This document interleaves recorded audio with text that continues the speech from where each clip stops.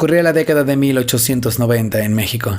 El porfiriato estaba en su apogeo, mostrando al mundo una cara de progreso afrancesado y orden, mientras en las sombras reprimía brutalmente cualquier disidencia. Pero había una grieta en esa armadura perfecta: la frontera norte. Entre El Paso y Ciudad Juárez existía un hervidero de rebelión intelectual. El Paso era un refugio donde periodistas exiliados podían imprimir lo que en México estaba prohibido. La cercanía geográfica y libertad de prensa generó un verdadero renacimiento periodístico en la frontera. No solo se publicaban anuncios, se organizaba una revolución ideológica. En medio de esta efervescencia surge Teresa Urrea, nacida el 15 de octubre de 1873 en Cabora, Sonora. Era hija ilegítima del hacendado Tomás Urrea y de Cayetana Chávez, una mujer de ascendencia caíta y tarahumara. Teresa creció entre dos mundos, pero fue su conexión con las raíces indígenas lo que definió su destino. Durante su adolescencia se convirtió en aprendiz de huila, una curandera yaqui que le enseñó el uso de más de 200 hierbas medicinales. Pero lo que transformó a Teresa de curandera en leyenda ocurrió el 20 de octubre de 1889. A los 16 años, Teresa cayó en un coma profundo. Las causas son un misterio hasta hoy. Algunas versiones hablan de un ataque epiléptico tras una pelea con su madre. Otras, más oscuras, sugieren un abuso sexual o una ingestión excesiva de peyote durante su entrenamiento místico. Lo cierto es que Teresa duró 3 meses y medio en ese estado. Su familia la dio por muerta. Le construyeron un ataúd y comenzaron a velarla. Y entonces ocurrió lo imposible. Se dice que en pleno velorio, Teresa abrió los ojos, se incorporó lentamente ante el terror y asombro de los presentes y con una calma sobrenatural les dijo que todo estaría bien. Pidió que guardaran el ataúd. Esa misma semana, su maestra, Huila, falleció y fue enterrada en el cajón destinado originalmente para Teresa. Tras despertar de esa muerte, Teresa ya no era la misma. Había pasado por lo que los pueblos originarios llaman como búsqueda de visión. Aseguraba que los espíritus le habían dado la misión de ayudar a la gente. Desarrolló habilidades de telepatía y precognición, e incluso se decía que podía realizar viajes astrales. Periodistas escépticos documentaron sus curaciones, comparando sus técnicas con las de los mejores hipnotistas europeos, a pesar de que Teresa no tenía educación formal. Su fama explotó. Se convirtió en la santa de Cabora.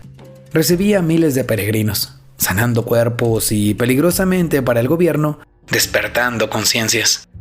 A los 19 años, su influencia era tal que Porfirio Díaz, alarmado, lo obligó al exilio. En 1892 cruzó a Estados Unidos, instalándose en El Paso. Pero la verdadera tragedia, el evento que manchó de sangre la historia de Teresa y es considerado el primer grito de guerra de la revolución, ocurrió en un pequeño pueblo de la sierra de Chihuahua llamado Tomochic.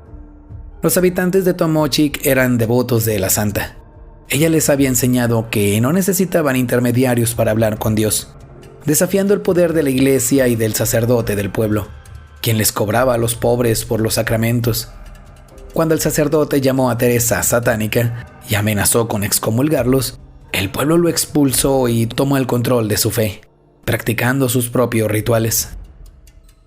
Porfirio Díaz no toleraba la autonomía. Temeroso de que el ejemplo cundiera y afectara a las inversiones extranjeras, envió al ejército federal con una orden clara y brutal, un castigo rápido y severo. Esa frase fue interpretada por los generales como una sentencia de exterminio. Lo que siguió fue una masacre. En octubre de 1892, menos de 100 hombres de Tomochic resistieron durante 2 semanas el asedio de 1,200 soldados federales. Eran tiradores expertos, curtidos en la guerra contra los apaches. Combatieron al grito de «Larga vida al poder de Dios y la Santa de Cabora», causando más de 600 bajas al ejército, una humillación militar sin precedentes. El final fue un holocausto. El 26 de octubre, los soldados quemaron la puerta de la iglesia con la gente adentro. Fusilaron a los sobrevivientes y prohibieron enterrar a los muertos. De casi 300 habitantes del pueblo, solo quedaron vivas algunas mujeres y algunos niños. Todos los hombres fueron exterminados. Esta cacería fue censurada en México, donde los periódicos callaron por miedo, pero en la frontera, La prensa libre del Paso difundió la verdad con fuerza. El gobierno de Díaz intentó silenciarlos boicoteando los negocios que se anunciaban en esos diarios, asfixiando económicamente a publicaciones como El Hispanoamericano. Y hubo un hombre que escuchó ese grito de injusticia y decidió actuar. Su director, Víctor Leatón Ochoa.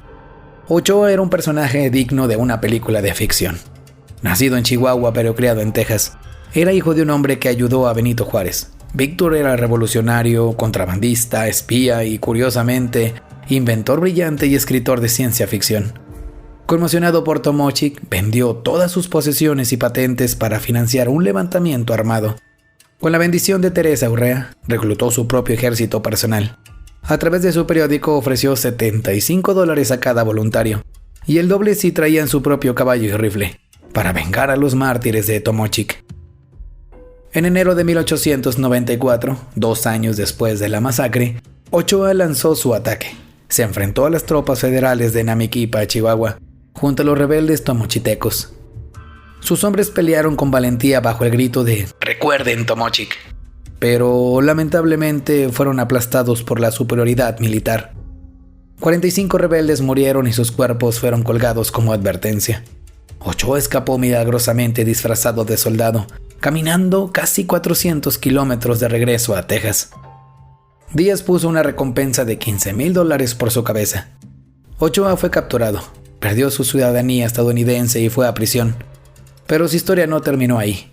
Tras salir de la cárcel, vivió en una vida clandestina digna de novela, registrando 6 patentes, falsificando documentos y diseñando prototipos de vehículos voladores que nunca despegaron, muriendo en 1945 como un genio olvidado.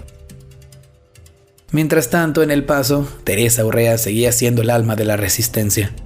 Atendía cerca de 250 personas al día sin cobrar un solo centavo, y usaba las donaciones de los ricos para financiar a los revolucionarios y esconder a los perseguidos políticos en su propia casa.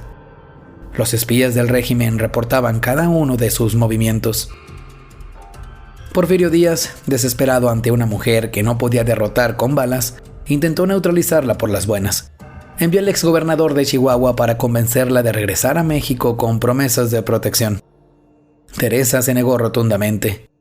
"No volveré mientras Díaz siga en el poder".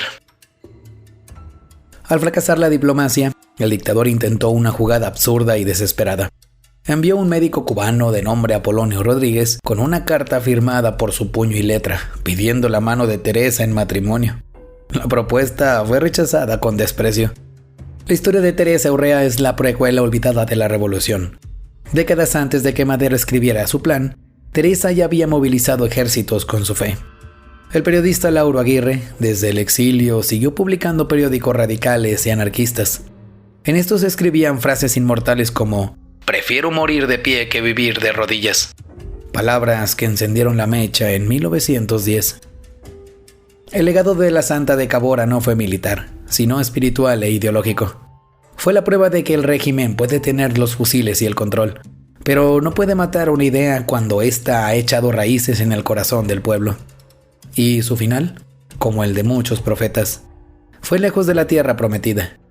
Dio a luz a una hija en 1902. Se establecieron en Los Ángeles, donde apoyó abiertamente a los trabajadores mexicanos. Estos se sindicalizaron y se declararon en huelga para exigir igualdad salarial. En 1904 se mudó al condado de Ventura, California. Tuvo un segundo hijo.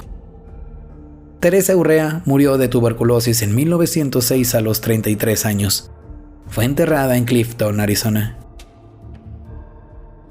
Teresa, la Santa, murió joven, en el exilio, pero habiendo encendido una mecha que ya nadie podía apagar.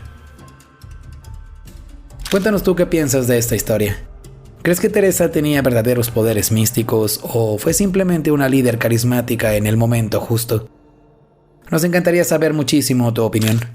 Recuerda que te leemos en la parte de los comentarios. Por mi parte no nos queda más que agradecer a toda la audiencia. Recuerda que cada semana te presentamos una historia igual de interesante a esta. Así que no olvides suscribirte al canal para que no te pierdas ninguna de ellas. Te saluda Martín Santana. Nos escuchamos la próxima semana con otra historia de esas del México que se fue, ya que aún hay mucho que contar. O al menos, eso cuenta la historia.